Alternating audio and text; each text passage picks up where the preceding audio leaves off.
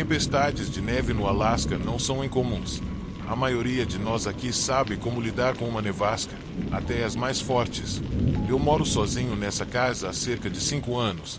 Um lugar simples na beira da floresta, longe o suficiente da cidade para sentir paz, mas perto o suficiente para tornar a viagem até lá tranquila. Naquela noite, no entanto, a tempestade estava mais forte do que o normal. Era uma sexta-feira, no final de dezembro de 2017, e eu havia fechado a loja mais cedo, mandando a equipe embora antes que as estradas ficassem muito ruins. Quando cheguei em casa, a neve já estava caindo pesado, transformando a minha entrada numa bagunça branca e desigual. Depois de tirar neve o suficiente para estacionar, entrei, travei a porta e liguei o aquecedor. O vento uivava lá fora, fazendo as janelas tremerem de vez em quando, mas eu achava esse som confortável. Preparei uma xícara de chocolate quente e me acomodei na minha poltrona velha, daquelas que deitam demais se você não tomar cuidado. Estava tudo certo para ser a noite tranquila que eu gosto. Sem barulho, sem pessoas, só eu e a tempestade. Por volta da meia-noite, estava assistindo um documentário aleatório sobre geleiras, quando ouvi uma batida. Pausei, me endireitei. Eu morava bem afastado, e o vizinho mais próximo ficava a pelo menos uns 600 metros de distância. Visitas à meia-noite não eram exatamente comuns. Levantei e puxei a cortina para dar uma olhada pela janela da frente. A neve caía pesadamente, borrando a luz da varanda. Não havia ninguém lá, só o vento soprando flocos pela varanda. Então, vi as marcas de botas. Elas iam direto até a minha porta e voltavam pelas escadas. Estavam frescas, com bordas bem definidas, sem neve preenchendo as marcas ainda. Abrir a porta não era uma opção. O vento iria soprar a neve diretamente para dentro. Além disso, algo nas pegadas me deixou incomodado. Fiquei ali por um momento, com a mão perto da tranca, ouvindo só o vento. Depois de um minuto, travei a porta novamente e voltei para a poltrona, tentando afastar a sensação. Talvez alguém tivesse se perdido, talvez fosse só um caminhante aleatório, mas no fundo, aquilo não parecia certo. Cerca de 1 hora depois, a segunda batida veio. Desta vez, não foi na porta da frente, mas no lado da casa, perto da janela da cozinha. Levantei rápido, meu pulso acelerado, e peguei a lanterna que eu deixava perto da porta. A janela da cozinha estava toda congelada, então não dava para ver muito. Apaguei as luzes de dentro e apontei a lanterna para fora. Nada. A neve ali fora estava intocada, sem pegadas, sem sinais de movimento. Mas a batida tinha sido real, eu tinha certeza disso. Fiquei ali por um tempo, lanterna em mãos, olhando o quintal. Alguns minutos se passaram e eu me convenci de que era um galho de árvore ou talvez a tempestade brincando comigo. Acendi as luzes novamente, tranquei todas as janelas e fui para a cama, deixando a lanterna no criado mudo. Acordei com a terceira batida. Desta vez, foi mais forte, vinha da parte de trás da casa, perto da porta de vidro deslizante que dava para o deck. Meu coração afundou quando me sentei, tentando ouvir por cima do vento. Saí da cama, peguei a lanterna e fui até o corredor. A porta deslizante estava trancada. Eu já tinha verificado antes, mas a cortina não estava fechada. Pausei a poucos metros de distância e olhei para fora. O deck estava vazio, a neve cobria tudo e não havia nenhuma marca, nenhum sinal de alguém ali. Mas as batidas tinham sido reais, 3 batidas nítidas, como se alguém estivesse batendo com um pedaço de madeira. Fiquei ali por um bom tempo, olhando a neve que girava, e a única coisa visível era o contorno fraco das árvores além do quintal. O resto da noite foi pior. As batidas não pararam. Elas vieram a cada hora, às vezes mais fortes, às vezes mais fracas. Na porta da frente, nas janelas laterais, na porta dos fundos. Elas se moviam ao redor da casa, como se alguém estivesse dando voltas nela. Em um ponto, achei que ouvi passos distantes, como se alguém estivesse caminhando pela neve. Mas quando olhei, não havia nada ali. A tempestade estava muito forte para eu sair. Mesmo que eu pudesse, o que eu faria? Perseguir batidas invisíveis em meio a um vendaval. Passei o resto da noite tenso, lanterna em mãos, com todas as luzes acesas dentro de casa. De manhã, A tempestade havia amenizado, o vento cessado, e a luz pálida do sol entrou através do céu nublado. Saí cautelosamente, com meu casaco grosso e botas. O quintal estava silencioso. A neve estava profunda, mas intocada em algumas áreas. Mas quando comecei a dar a volta na casa, comecei a notar as pegadas. Não estavam só na porta da frente ou no deck, estavam em todo lugar. Pegadas de botas circularam a casa, passando entre as janelas e portas. Quem quer que fosse, andou ao redor da casa várias vezes, parando em cada entrada, em cada vidro. Quando cheguei na borda da floresta, o que mais me chamou a atenção foi que as pegadas continuaram, entrando bem na mata, entre as árvores. Decidi seguir. Cerca de 60 metros depois, as pegadas mudaram. Parei de imediato quando vi algo mais. Trilhas de pneus. A marca tênue de uma motoneve havia achatado a neve. O caminho se curvava em direção à distância. Agachei para olhar melhor. As marcas não estavam frescas. Uma fina camada de neve as cobria, provavelmente da tempestade que continuou até as primeiras horas da manhã. Quem quer que fosse, planejou isso. Saiu bem antes do amanhecer, sabendo que a neve cobriria sua fuga.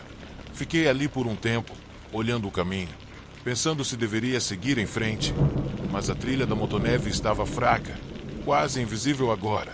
Eu não estava preparado para atravessar a floresta por milhas. De volta à casa, chamei a polícia. 2 oficiais chegaram cerca de 1 hora depois. O mais jovem e o mais velho, claramente acostumado com o frio implacável dos invernos do Alasca. Eles me ouviram enquanto explicava o que aconteceu, e suas expressões mudaram de céticas para sérias quando mencionei as trilhas de motoneve.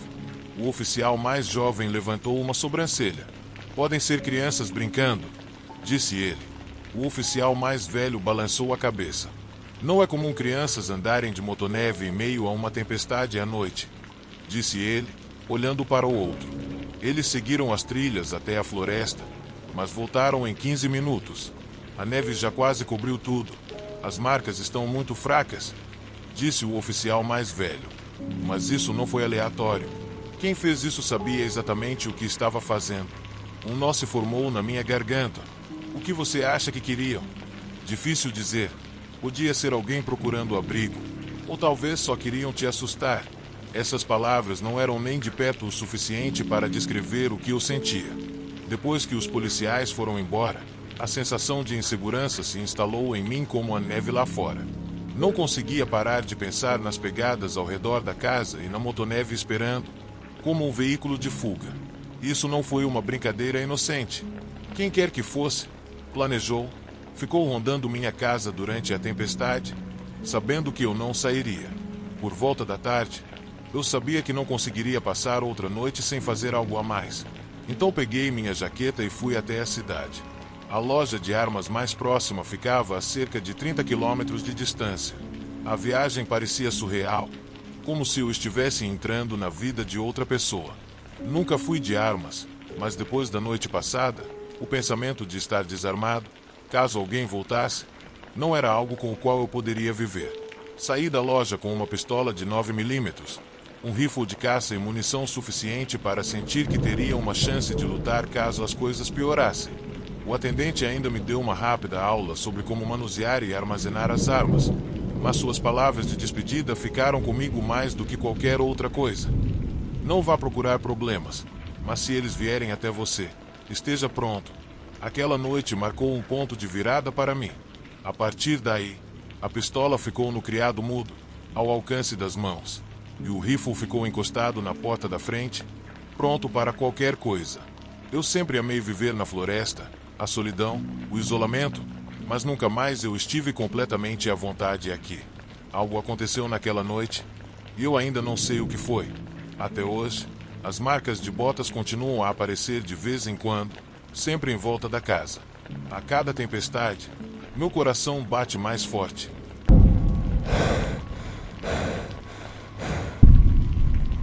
A maioria de nós aqui sabe como lidar com uma tempestade de neve, até mesmo as mais fortes. Eu vivo sozinho nessa casa há cerca de 5 anos.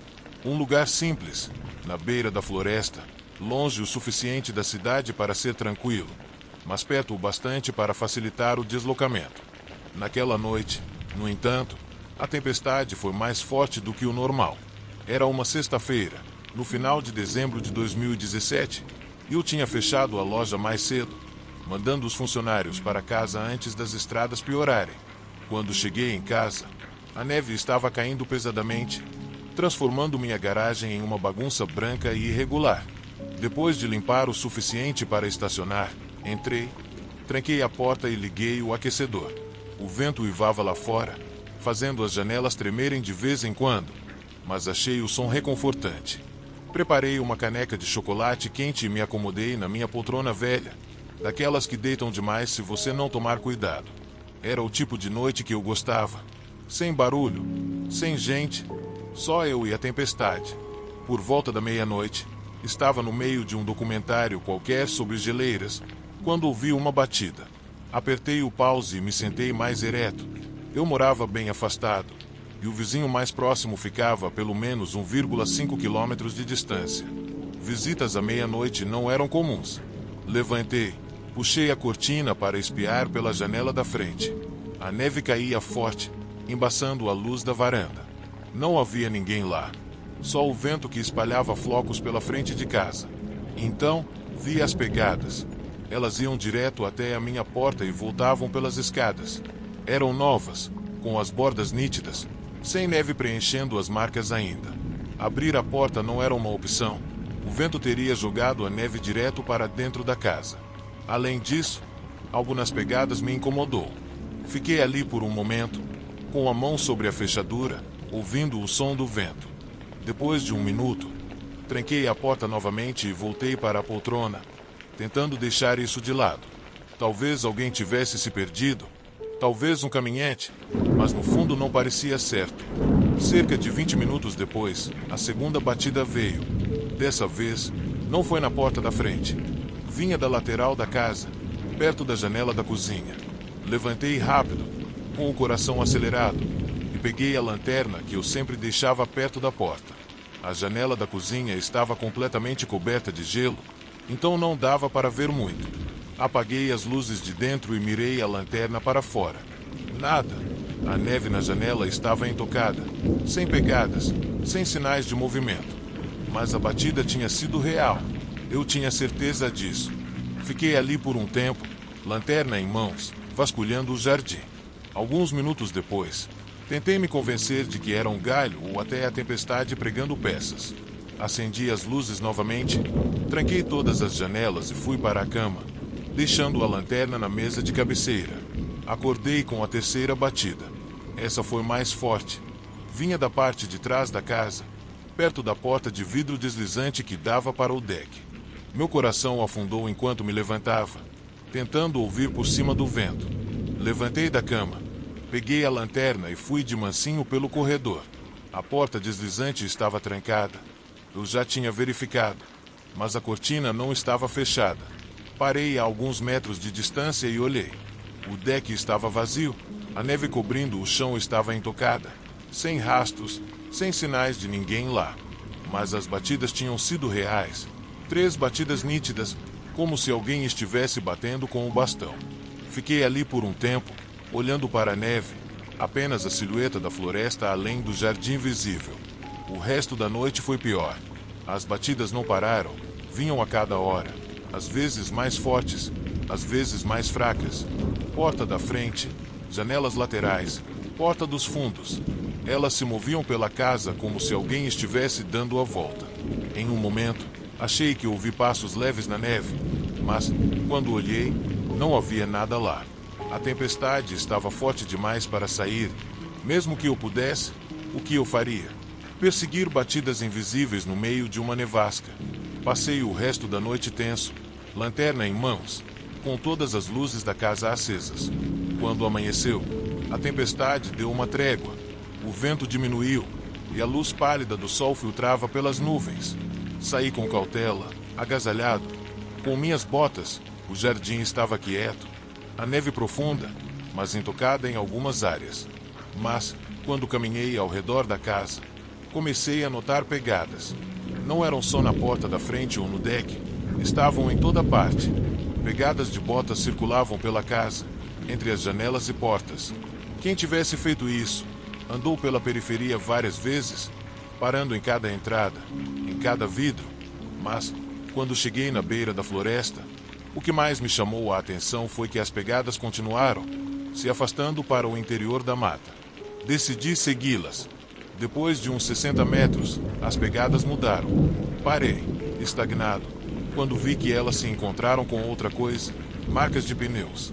O leve ímprint de um snowmobile havia achatado a neve, seguindo para o horizonte. Abaixei para olhar mais de perto. As marcas não eram recentes, havia uma fina camada de neve cobrindo o aço, provavelmente da tempestade que ainda estava caindo nas primeiras horas da manhã. Quem quer que fosse, já tinha planejado aquilo. Eles saíram bem antes do amanhecer, sabendo que a neve cobriria a fuga. Fiquei ali por um tempo, olhando o caminho, hesitando em continuar, mas as marcas do snowmobile estavam fracas, quase desaparecendo, e eu não estava preparado para ir para a mata por milhas. De volta à casa, chamei a polícia. 2 policiais chegaram cerca de 1 hora depois, o mais jovem e o outro mais velho, que claramente não era novato no frio implacável dos invernos de Minnesota. Eles ouviram enquanto eu explicava o que aconteceu, suas expressões mudando de céticas para sérias quando mencionei as marcas do snowmobile. O policial mais jovem levantou uma sobrancelha. Podem ser apenas crianças brincando.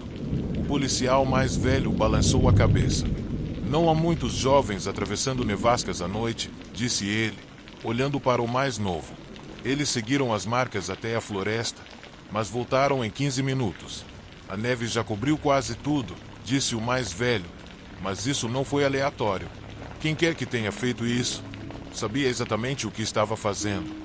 Uma bola se formou na minha garganta. O que você acha que queriam? Difícil dizer. Pode ser alguém procurando abrigo, ou talvez apenas querendo te assustar.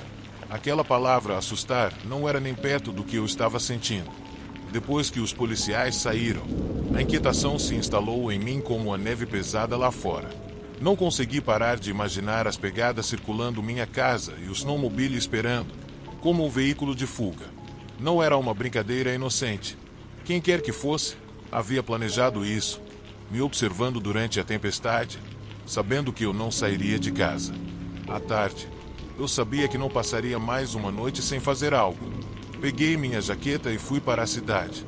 A loja de armas mais próxima ficava a uns 30 quilômetros de distância. A viagem parecia surreal, como se eu estivesse entrando na vida de outra pessoa. Nunca fui fã de armas, mas depois da noite anterior, o pensamento de estar desarmado caso alguém voltasse não era algo com o qual eu pudesse viver. Saí da loja com uma pistola 9mm, um rifle de caça e munição suficiente para sentir que teria uma chance de defesa, caso as coisas escalassem. O vendedor ainda me deu uma aula rápida sobre manuseio e armazenamento correto, mas suas palavras finais ficaram comigo. Não vá procurar encrenca, mas esteja preparado caso ela venha até você. Aquela noite marcou uma virada para mim. A partir de então, a pistola ficou na mesa de cabeceira, ao alcance, e o rifle ficou encostado na porta da frente, pronto para qualquer coisa. Eu sempre amei viver nas florestas, a solidão, o silêncio, a sensação de liberdade. Eu não ia deixar que um sujeito qualquer tirasse isso de mim. Claro que fiquei abalado. Quem não ficaria? Mas não sou do tipo que recua. Se alguém tentasse algo assim de novo, teria uma recepção bem diferente da de uma casa envolta em escuridão. Recusei me deixar dominar pelo medo. Esta era a minha casa, meu espaço.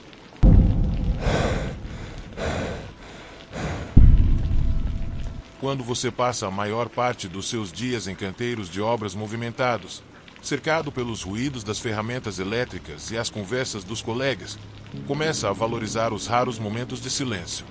Construir casas com uma equipe é gratificante, claro, mas de vez em quando é preciso um tempo para si mesmo. Acho que foi por isso que não pensei 2 vezes antes de reservar uma cabana remota no Monte Hood para um fim de semana prolongado. Eu precisava de uma pausa do barulho constante, tanto literal quanto figurado, do meu trabalho. Uma nevasca havia sido prevista, mas isso só tornava o lugar ainda mais atraente. Uma cabana aconchegante, uma lareira acesa e o som da neve caindo lá fora. Perfeito. Cheguei no final da tarde, justo quando os primeiros flocos começaram a cair. A estrada até a cabana não havia sido limpa há um bom tempo, então tive que estacionar um pouco mais longe e carregar minha bagagem até lá.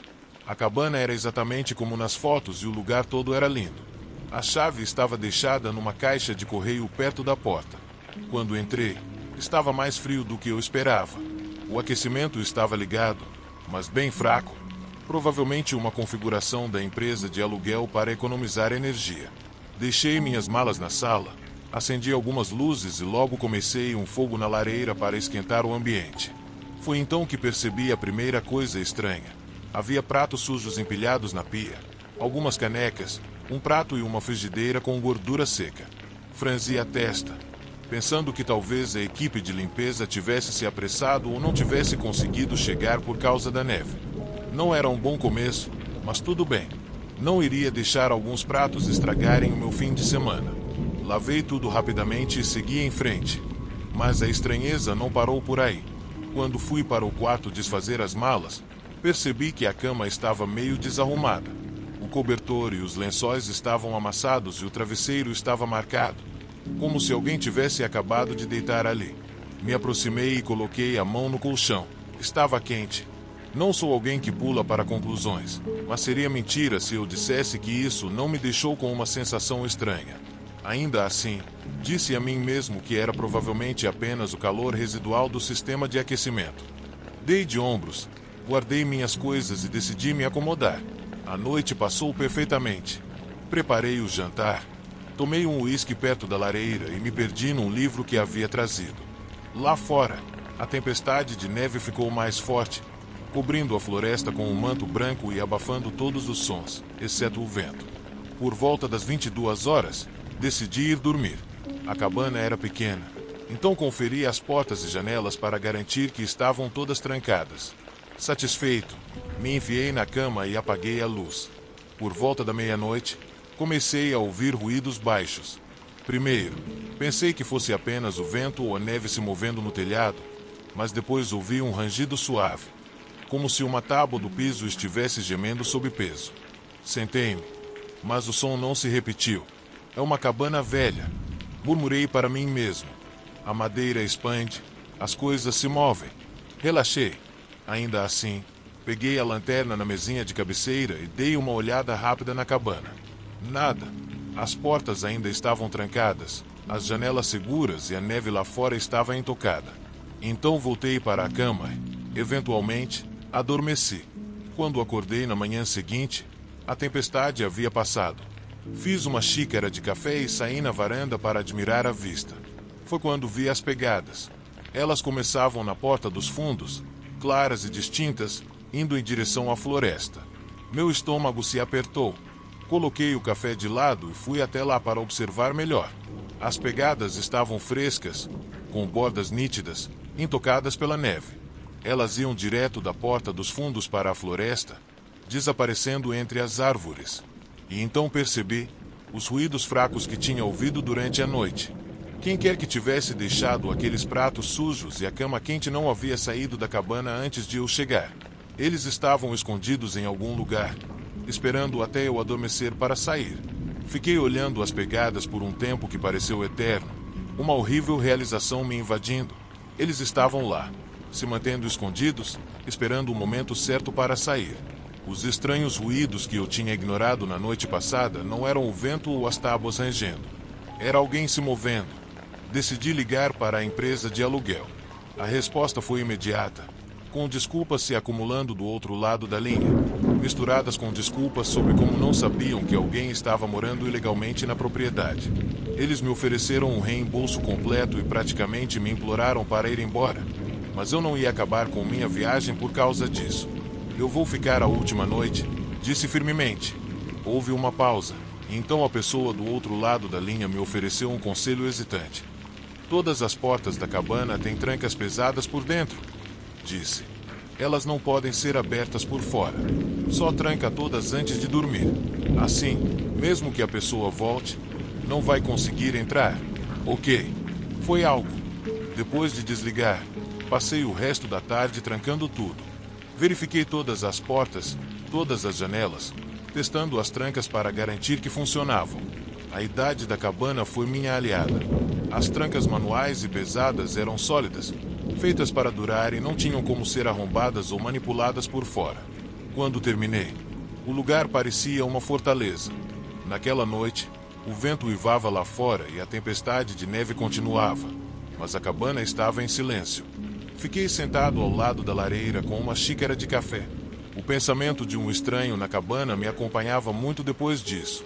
Onde eles estavam escondidos? No sótão? No porão? Ou tinham saído bem debaixo do meu nariz? Eu não dormi muito naquela noite.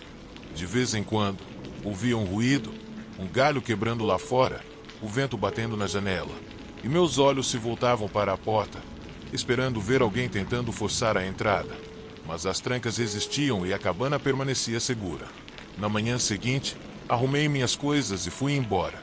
Não liguei de novo para a empresa de aluguel. Já tinha o suficiente das desculpas deles. Quando desci pela estrada coberta de neve, não pude deixar de olhar no retrovisor, esperando ver alguém parado à distância, me observando sair. Aquela experiência ficou comigo. Até hoje, quando alugo cabanas, faço questão de inspecionar cada pedaço do lugar antes de me acomodar e presto atenção a qualquer sinal de que alguém pode ter estado lá antes de mim. Porque a verdade é que você nunca pode ser cuidadoso demais, mesmo nos lugares mais remotos e tranquilos. Você nunca está realmente tão sozinho quanto pensa que está.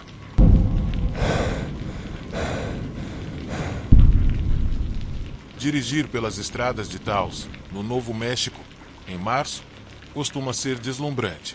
As montanhas cobertas de neve contra o céu sem fim, o jeito que a luz penetra pelas nuvens, é o sonho de qualquer fotógrafo. Por isso eu estava lá, apesar da previsão de uma tempestade de neve. Já tinha feito esse tipo de coisa antes. Pegar o carro, procurar um lugar bonito e tirar algumas fotos. Dessa vez, eu queria capturar o contraste dramático da tempestade se aproximando das montanhas Sangre Cristo. As estradas já estavam escorregadias quando eu virei para uma estrada de terra que contornava a montanha. Não estava no meu plano original, mas vi uma vista promissora e não pude resistir. O problema de procurar pela foto perfeita é que você não pensa nas coisas práticas, como se a estrada em que você está ainda vai estar transitável daqui a 1 hora. E quando a neve começou a cair mais forte, aquela decisão voltou para me assombrar. A neve era implacável, flocos grossos grudando no para-brisa mais rápido do que os limpadores conseguiam limpar. A estrada ficou mais estreita, com desfiladeiros íngremes de um lado e árvores altas do outro. Pesei a ideia de voltar, mas quando tentei achar um lugar para dar a volta, meus pneus pegaram uma camada de gelo escondida sob a neve. O carro deslizou para o lado. Antes que eu pudesse reagir, senti o estalo da neve engolindo minhas rodas. Estava preso. Tentei de tudo: balançar o carro, girar as rodas, até mesmo cavar com as mãos, mas nada deu certo. A neve tinha me aprisionado. Frustrado e um pouco nervoso, voltei para o carro e olhei o celular. Sem sinal, claro, mas ainda não estava em pânico. Eu tinha o tanque cheio, cobertores e lanches. No pior dos casos, teria que esperar até alguém aparecer. Cerca de 1 hora depois, faróis cortaram a neve que girava atrás de mim. Eu senti um alívio imenso quando uma caminhonete parou a alguns metros.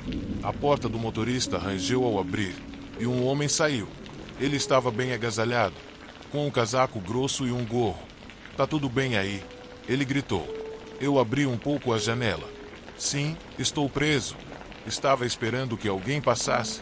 Ele acenou devagar, deu um passo mais perto. "Eu posso te dar uma carona até a cidade, mas é um pouco longe. Tem certeza de que quer ficar aqui fora na tempestade?" O tom dele não era exatamente ameaçador, mas havia algo nele que não me agradou. Talvez fosse o jeito que ele enfatizou as palavras, como se estivesse testando o quanto eu estava desesperado. Ou talvez o jeito que ele olhava para o carro, como se estivesse mais interessado nele do que em mim. "Estou bem, obrigado. Vou esperar aqui. Tenho certeza de que a tempestade vai passar logo." Ele me observou por um momento. "A tempestade só vai piorar," ele disse. "Pode ser que ninguém mais passe por aqui até amanhã." Apertei o volante com mais força. "Eu arrisco." Ele ficou lá por um tempo, a neve cobrindo os ombros dele. Então ele acenou com a cabeça, como se fosse algo consigo mesmo, e disse: "Fique à vontade." Mas ele não foi embora. Em vez de voltar para a caminhonete, ele começou a dar a volta ao redor do meu carro. A princípio, pensei que ele estava só inspecionando, talvez tentando decidir se conseguia me puxar para fora. Mas depois ele deu outra volta, devagar dessa vez, com a mão tocando o capô do carro, como se estivesse marcando o território. Eu alcancei o botão de travar e verifiquei cada porta, só para garantir. Finalmente, ele parou perto da minha janela e se inclinou para baixo, com o rosto perto demais. "Tem certeza de que não quer uma carona?" Ele perguntou, a voz mais baixa agora, quase como se estivesse me convencendo. Não respondi, apenas olhei para frente. Depois de um momento, ele riu, um riso baixo e sem humor, e voltou para a caminhonete.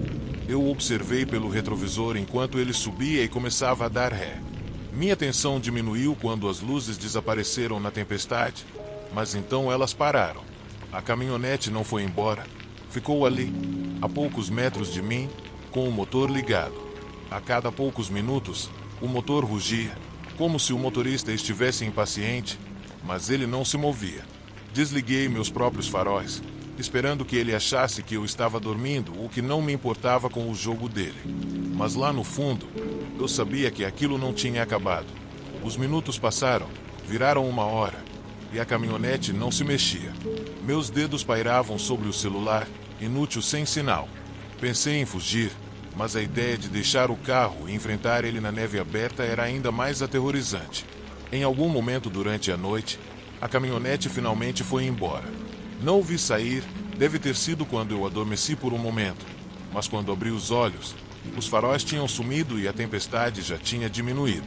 Uma luz cinza fraca entrou pelas nuvens, sinalizando o amanhecer.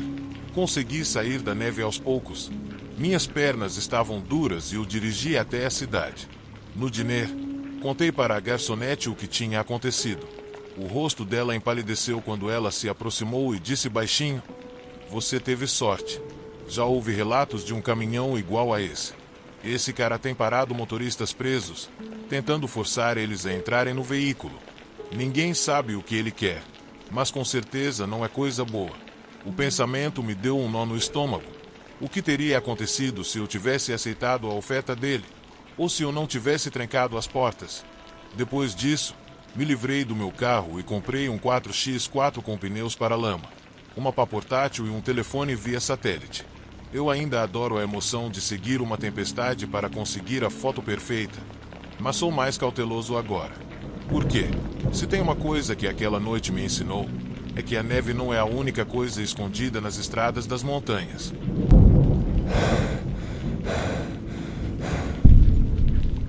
Eu sempre ouvi rumores sobre o antigo chalé de esqui, mas, como a maioria das pessoas, os ignorei como apenas histórias para assustar os turistas.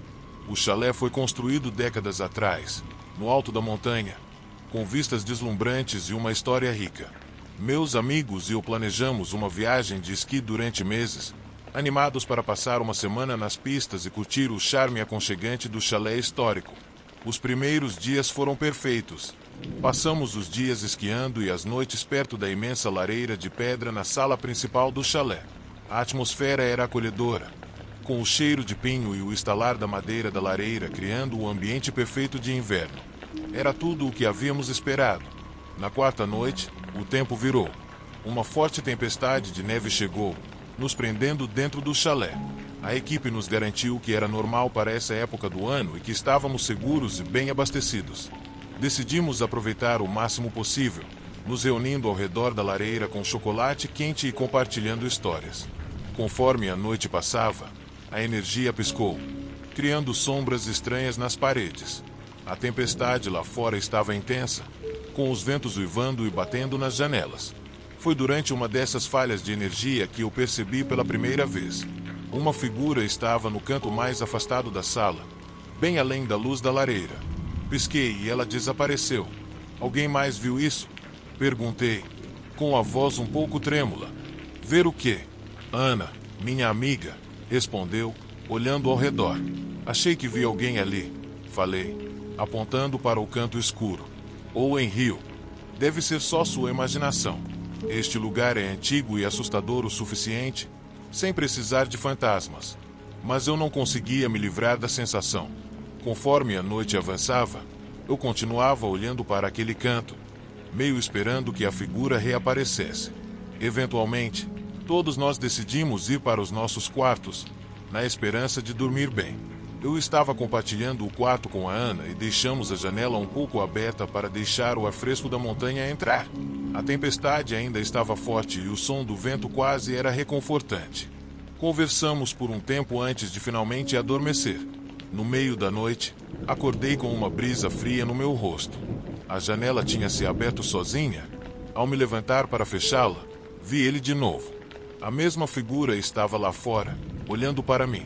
Meu coração disparou e eu fechei a janela rapidamente, acordando a Ana no processo. O que foi? Ela perguntou, sonolenta. Tem alguém lá fora? Sussurrei, com a voz trêmula. Ana se levantou e olhou pela janela, mas a figura já não estava mais lá. Não tem ninguém lá. Você deve ter visto uma sombra.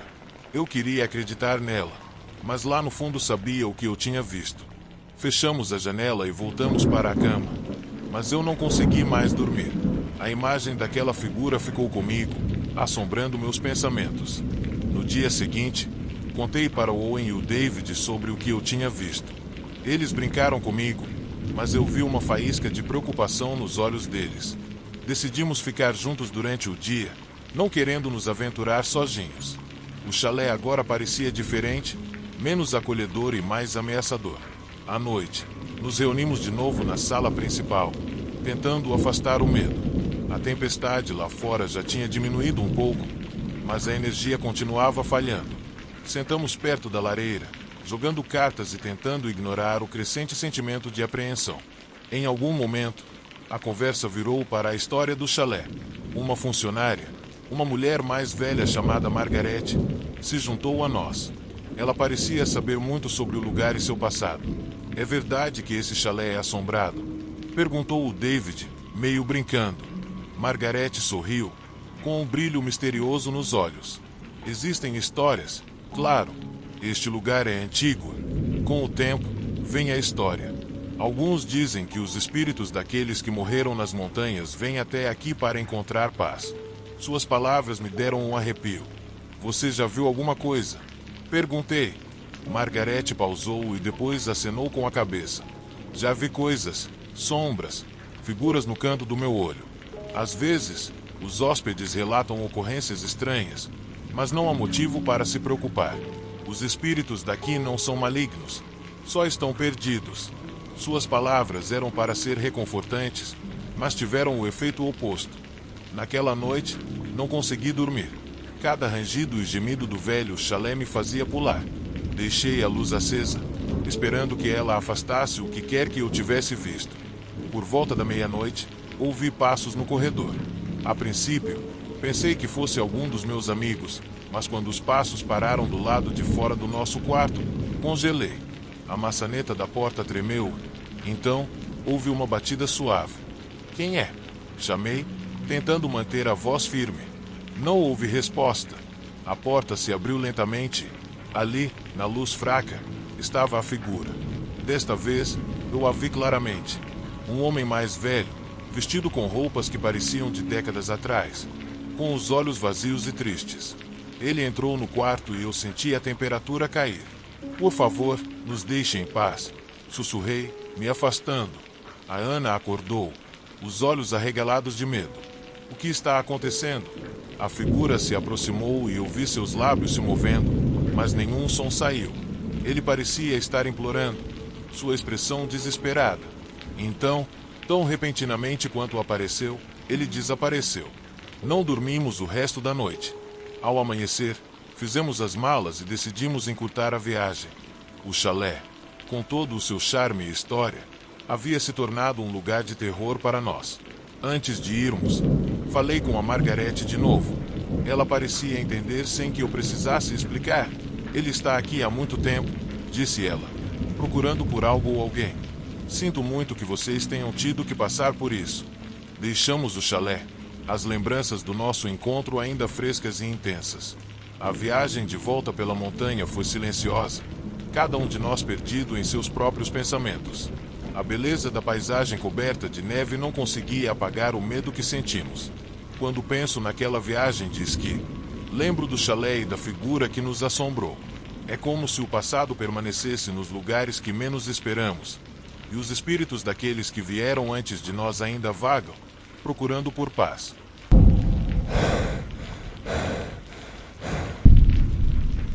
Nossa viagem para o resort de esqui era para ser uma pausa divertida das nossas vidas agitadas. Éramos um grupo unido de amigos. Eu, minha melhor amiga Nathalie, o namorado dela, Robert, e nosso amigo aventureiro John. O resort era famoso pela sua beleza cênica e pelas pistas desafiadoras. Estávamos todos animados para pegar a neve. Os primeiros dias foram perfeitos. Passamos o tempo esquiando, rindo e aproveitando as vistas de tirar o fôlego.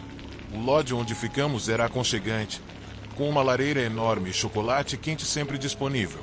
Parecia aquelas férias dos sonhos. No terceiro dia, o tempo virou. A previsão era de uma tempestade de neve forte, mas decidimos aproveitar a manhã antes que a neve chegasse.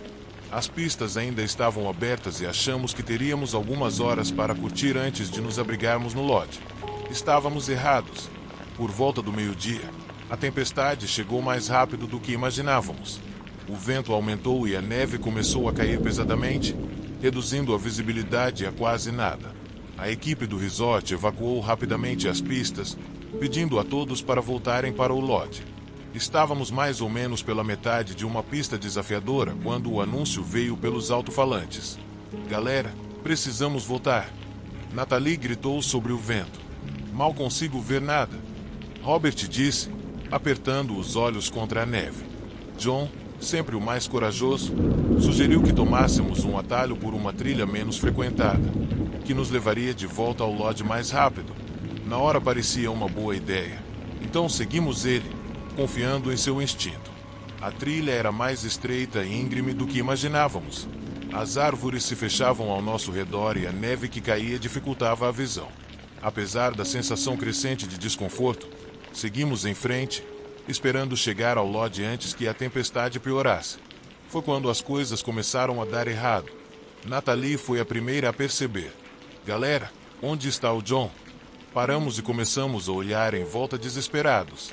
John, que estava liderando, não estava em lugar nenhum. A trilha se dividia à frente, e não dava para saber por qual caminho ele tinha ido. O pânico começou a se instalar enquanto percebíamos a gravidade da situação nessas condições. John, gritei, minha voz quase não se ouvindo pelo vento. Não houve resposta. Precisamos ficar juntos, disse Robert, firme. Vamos escolher um caminho e torcer para que ele nos leve de volta. Escolhemos a bifurcação à esquerda, na esperança de nos reencontrarmos com John. A neve estava implacável e o caminho parecia não ter fim. Meu coração batia forte, misturado com o medo de não saber onde estava John e a sensação de estarmos perdidos. Depois do que pareceu uma eternidade, encontramos uma pequena cabana abandonada. Era velha e caindo aos pedaços, mas nos ofereceu o abrigo da tempestade. Nos amontoamos lá dentro, tentando aquecer e pensar no que fazer em seguida. Devemos sair e procurar o John? Nathalie perguntou, a voz trêmula de preocupação. Não dá para ver nada lá fora, respondeu Robert. Vamos esperar a tempestade passar e aí procuramos ele. As horas se arrastaram. Nos revezamos chamando por John, mas não havia sinal dele. A tempestade não dava sinais de amenizar e a cabana ficava cada vez mais fria. A desespero aumentava enquanto entendíamos a gravidade da situação. Foi então que Nathalie percebeu as pegadas. Elas apareceram suavemente na neve, perto da entrada da cabana, indo para o interior da floresta densa. Eram pegadas de esqui e pareciam recentes. Você acha que são do John? Nathalie perguntou, os olhos brilhando de esperança. Só tem um jeito de saber, respondeu Robert, com o rosto decidido. Recolhemos nossas coisas e seguimos as pegadas, rezando para que nos levassem até John. O caminho se aprofundava na floresta, com as árvores criando sombras estranhas na luz que se apagava. A tempestade tinha diminuído um pouco, mas o frio ainda estava cortante. Depois de horas, vimos uma figura à frente. Era o John, encostado em uma árvore, parecendo exausto e desorientado. O alívio tomou conta de nós enquanto corríamos até ele. John, graças a Deus, te encontramos, exclamei. John olhou para cima, com o rosto pálido e os olhos vazios. Eu me perdi, gaguejou. Não consegui voltar.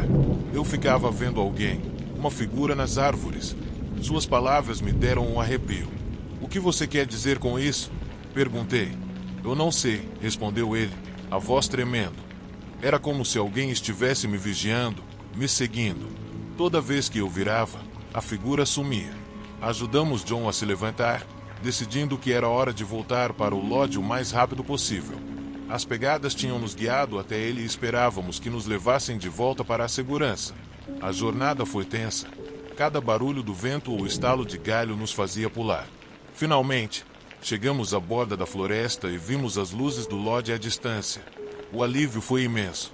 Voltamos exaustos, mas seguros, e imediatamente contamos nossa experiência à equipe do resort. Essa não é a primeira vez que ouvimos histórias como essa, admitiu um dos funcionários.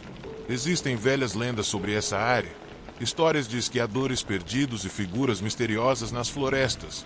Nunca recebemos uma explicação clara sobre o que aconteceu naquele dia, mas quando penso naquela viagem de esqui, lembro do medo e da incerteza. A beleza do resort e a empolgação do esqui foram ofuscadas pelo terror que vivemos. Foi uma lição sobre a imprevisibilidade da natureza e a importância de estar sempre atento.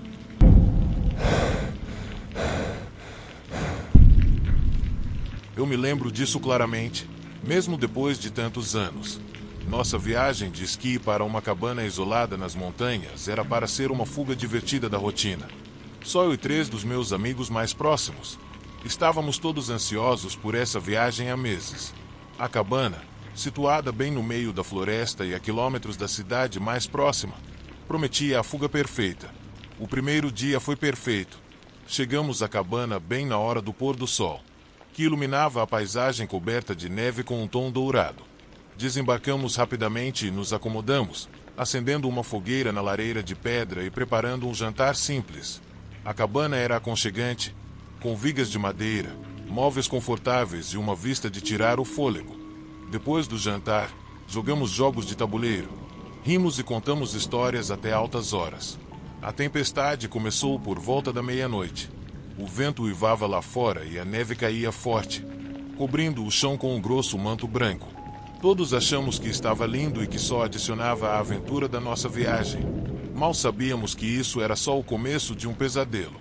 Por volta das 2 da manhã, fui acordado de repente por um barulho alto. A princípio, pensei que fosse só o vento, mas então ouvi de novo um som distinto de batidas na porta. Meu coração começou a bater forte no peito. Quem poderia ser a essa hora, em um lugar tão isolado? Levantei da cama e fui até a janela, espiando pelas cortinas. A luz da varanda lançava um brilho estranho na neve, mas não havia ninguém lá. Falei para mim mesmo que era só minha imaginação e voltei para a cama, mas não conseguia me livrar da sensação de inquietação. As batidas começaram de novo, mais fortes e insistentes. Desta vez, não era só eu que ouvia. Alex, Maria e Mike estavam todos acordados agora, reunidos na sala de estar. Decidimos ir até a porta juntos. Quando nos aproximamos, as batidas pararam. Alex, o mais corajoso de nós, abriu a porta lentamente, mas não havia ninguém lá fora, só o vento uivante e a neve soprando. Tentamos rir disso, mas a atmosfera da cabana tinha mudado. Antes aconchegante e calorosa, agora parecia opressiva e ameaçadora. Verificamos todas as janelas e portas para garantir que estavam trancadas e voltamos para a sala de estar, decidindo ficar juntos pelo resto da noite. 1 hora se passou e começávamos a relaxar, quando as batidas recomeçaram, dessa vez na porta dos fundos. Eram mais fortes, mais forçadas. Pegamos facas de cozinha para nos proteger e nos aproximamos cautelosamente da porta dos fundos. Assim como a da frente, não havia sinais de intruso. A neve lá fora estava intocada. A tensão na cabana estava palpável. Decidimos ficar acordados, mantendo o fogo aceso e os olhos bem abertos. Maria sugeriu que chamássemos as autoridades locais, mas nossos celulares não pegavam sinal e o telefone fixo da cabana estava sem funcionar. Estávamos realmente isolados. Por volta das 4 da manhã, as batidas pararam, mas estávamos tão nervosos que não conseguíamos dormir. Fizemos turnos para ficar de vigília, pulando a cada rangido o gemido da velha cabana. Quando a aurora começou a nascer, ouvimos um novo som, passos no telhado. Passos lentos e deliberados, como se alguém estivesse caminhando de um lado para o outro bem acima de nós. O pânico se instalou. Não sabíamos o que fazer. Sabíamos que não podíamos sair da cabana no meio da tempestade de neve e não tínhamos como pedir ajuda. Os passos continuaram, cada um lembrete de nossa impotência. Alec sugeriu que ficássemos quietos e esperássemos, na esperança de que quem quer que estivesse nos atormentando fosse embora. Os passos eventualmente cessaram, mas o estrago já estava feito. Estávamos todos aterrorizados, sem dormir e desesperados para sair assim que a tempestade acalmasse. Assim que a tempestade diminuiu, pegamos nossas coisas e corremos até o carro. A viagem de volta pela montanha foi de tirar o fôlego, cada um de nós olhando por cima dos ombros, temendo o pior. Quando finalmente chegamos à cidade, fomos direto para a delegacia de polícia. Eles ouviram nossa história com uma mistura de ceticismo e preocupação. Uma patrulha foi enviada para verificar a cabana, mas não encontraram nenhum sinal de intruso, nenhuma pegada, nenhum sinal de arrombamento, nada. Nunca descobrimos quem ou o que havia nos visitado naquela noite. A experiência nos deixou todos abalados. Mesmo agora, anos depois, não consigo ficar em uma cabana isolada sem sentir um arrepio na espinha ao menor barulho. O que era para ser uma viagem divertida e relaxante de esqui virou um pesadelo aterrorizante que nenhum de nós vai esquecer nunca.